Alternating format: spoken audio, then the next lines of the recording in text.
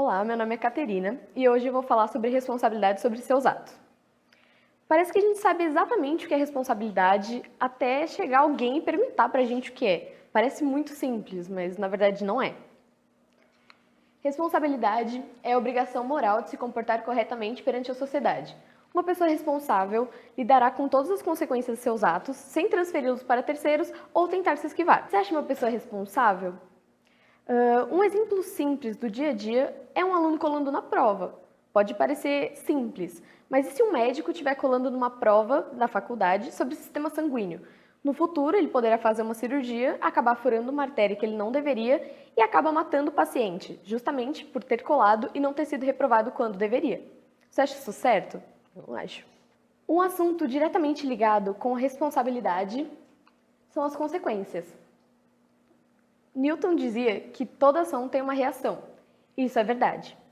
O que muitos não sabem é que tudo que nós fazemos, boas ações, erros pequenos, erros sérios ou até mesmo crimes, têm consequências. O que deixa isso mais complicado é o sistema de leis e pessoas que cometem crimes hediondos e saem impunes. De acordo com o artigo 5º da Constituição Federal de 1988, todos são iguais perante a lei, sem distinção de qualquer natureza, garantindo aos brasileiros e aos estrangeiros residentes no país a inviolabilidade do direito à vida, à liberdade, à igualdade, à segurança e à propriedade. Então, por que algumas pessoas não são punidas corretamente? Um exemplo disso é o caso do índio Galdino. Em 1997, um indígena, Galdino, foi participar de uma reunião da FUNAI em Brasília. E após tentar entrar no hotel que ele estava hospedado, ele passa a noite no ônibus, no ponto de ônibus, já que ele não tinha conseguido entrar no hotel. Perto das 5 horas da manhã, um grupo de adolescentes que estava passando por lá decide atear fogo nele, assim, por diversão. Então eles compraram fósforos e álcool e jogaram nele. Esse crime foi cometido por jovens entre 17 e 19 anos. Eles só foram punidos devidamente após 4 anos e meio depois do crime. E a pena deles foi de 14 anos por eles terem cometido um crime hediondo. Antes deles terem acesso e direito à liberdade condicional, eles teriam que cumprir pelo menos 1/6 da pena. Mas, na verdade, menos de 1 ano depois, eles conseguiram ter acesso a estudar fora da prisão. Só que, na prática, não era bem isso que acontecia. Eles não voltavam no horário certo, então 3 deles foram flagrados em um bar e indo à prisão da Papuda, sem serem revistados e nos próprios carros. Apenas um ano depois, eles puderam estudar fora. Então, foi isso que acontecia. Era isso que acontecia. Não era uma coisa correta que eles faziam. E, na verdade, o jovem, o mais novo, que tinha 17 anos, cumpriu 1 ano de medida socioeducativa e depois, ao se tornar maior de idade, teve a ficha criminal apagada. Então, era como se ele não tivesse cometido nenhum crime. Esse sistema de injustiça está em alta no Brasil. E uma prova disso são as matérias nos jornais, que mostram que cada vez mais os políticos estão envolvidos em escândalos de corrupção. Mas nós meio que aprovamos esse comportamento. Nós aprovamos esse comportamento incorreto e que prejudica uma sociedade inteira. Então, isso é uma crítica política, mas ao mesmo tempo eu não quero culpar só os políticos, porque nós incentivamos esse comportamento. Nós votamos num candidato corrupto, depois reclamamos do quanto ele roubou. Nós que jogamos lixo na rua, mas depois reclamamos dos bueiros entupidos. Tudo que fazemos tem consequências, sendo elas boas e ruins. Mas o que é importante para a gente é ver o que a gente quer levar em consideração e o que a gente quer colher dessas experiências. Voltando ao dilema do médico, você acha certo uma pessoa colocar em risco a vida de uma terceira pessoa, uma pessoa inocente, só para ter uma carreira? Só para se dar bem em alguma parte da vida? Para a gente, parece que quando as pessoas, figuras públicas, cometem crimes ou erros, é mais impactante. Então, criminosos, celebridades, políticos. Mas, na verdade, nós fazemos isso todo dia.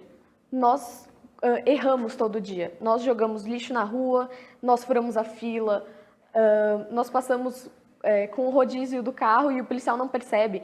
Então, a gente reclama dos outros, mas a gente não pode reclamar do que a gente não consegue cumprir. A gente não consegue ser honesto, principalmente a maior parte da população. Por isso que nós temos todos esses problemas. Quando olho para a minha geração, eu vejo um monte de adolescente que fazem coisas sem pensar na consequência, ou mesmo se eles querem ter uma. Então, eles não têm consequência e eles continuam fazendo. Eu acho que isso é um grande problema que a gente tem na nossa sociedade hoje em dia. Eu, por exemplo, eu nasci numa família rodeada por adultos. Eu não tenho irmãos, eu sou a mais velha dos primos, então eu nasci rodeada por adultos. Então, enquanto algumas crianças jogavam videogame, eu assistia jornal. Enquanto as crianças assistiam Barry, a Banda das Minhocas, eu assistia clássicos do cinema, como, por exemplo, De Volta para o Futuro. Isso certamente me fez diferente das outras crianças. E eu acho isso legal, isso me torna diferente. Eu acho que eu sou mais conservadora em alguns quesitos, mas isso para mim é super importante, porque isso me faz diferente e eu não tenho que reclamar da minha criação. Na hora de mostrar meu discurso para as professoras, elas me falaram como eu estava falando da minha geração de um modo muito distante, mas para eu me incluir nisso foi muito difícil, porque eu vejo uma geração que sai impune, uma geração que tem sérios problemas em diversos aspectos. Então, para mim foi muito difícil de me incluir nessa realidade. Quando eu falo jovens, eu falo de acordo com a proposta da Emenda Constitucional da Juventude, aprovada pelo Congresso em setembro de 2010, e o Estatuto da Juventude, sancionado em 2013, que jovem é todo cidadão brasileiro com idade entre 15 e 29 anos. E são aqueles que, em 2016, tiveram que cumprir mais de 192 mil medidas socioeducativas depois de cometerem crimes ou delitos. Mas calma que nem tudo está perdido. Nós, jovens, essa nova geração, temos a chance de mudar o jogo. Nós temos a chance de ajudar uns aos outros, respeitar e transformar essa sociedade em um ambiente mais fácil e mais respeitável na hora de viver. Eu estava justamente pensando em um filme para relacionar com a minha palestra e automaticamente eu lembrei de Clube dos Cinco. E para quem não conhece, ele é um filme que fala sobre 5 jovens estereotipados: o nerd, a patricinha, o criminoso, a estranha e o popular. E eles são jovens extremamente diferentes, só que eles arranjam um jeito e eles se aceitam pelas suas diferenças e eles acabam virando amigos justamente por serem diferentes. E, na verdade, tudo isso acontece porque eles estão na detenção da escola por eles terem cometido alguns delitos durante o ano letivo. Então, foi um momento que eles tiveram de se enturmar e eles acabaram virando muitos amigos e compartilhando seus segredos, justamente por conta da detenção. A frase que chama a minha atenção é: "Você nos vê como você quer ver".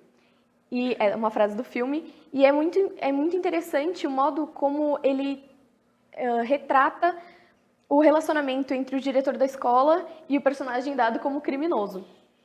Porque ele reclama do comportamento irresponsável e delinquente do personagem, porque ele acha que um dia ele seria preso justamente por não ter esse lado responsável pelos seus atos. A nossa vida é como um filme, e estamos naquela parte do filme em que o personagem principal vai tomar a decisão que vai mudar não só a vida dele, mas sim a sociedade ao redor.